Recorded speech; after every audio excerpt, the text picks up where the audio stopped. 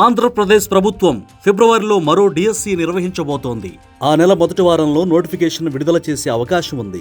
సుమారు 2500 పోస్టులతో నోటిఫికేషన్ జారీ చేయాలని పాఠశాల విద్యాశాఖ భావిస్తోంది. నిర్వహణ ప్రక్రియపై అధికారులు కసరత్తు చేస్తున్నారు. ఈ సంవత్సరం ఎక్కువ మంది ఉపాధ్యాయులు పదవీ విరమణ చేయనున్నారు.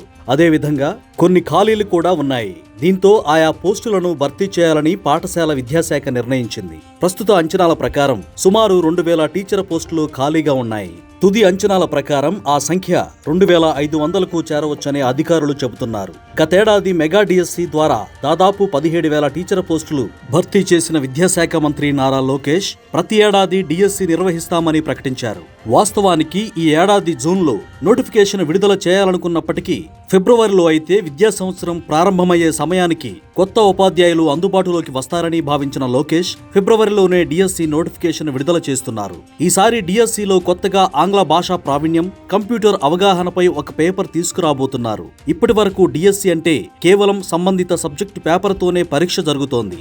ఏపీపీఎస్సీ కొన్ని ఉద్యోగ పరీక్షల్లో ఆంగ్ల భాషా ప్రావీణ్యంపై పరీక్ష నిర్వహిస్తోంది. అలాగే టీచర్లకు కూడా ఆంగ్ల భాషా ప్రావీణ్యంపై ప్రాథమిక స్థాయి పరీక్ష ఉండాలని ప్రభుత్వం భావిస్తోంది. అదేవిధంగా కంప్యూటర్ పై కూడా ఉపాధ్యాయులకు అవగాహన ఉండాలనే ఉద్దేశంతో ఈ రెండింటిని కలిపి ఒక పేపర్గా పరీక్ష నిర్వహించాలని విద్యాశాఖ ప్రతిపాదించింది. డిఎస్సితో పాటే కొత్త పేపర్ పరీక్ష జరగనుంది.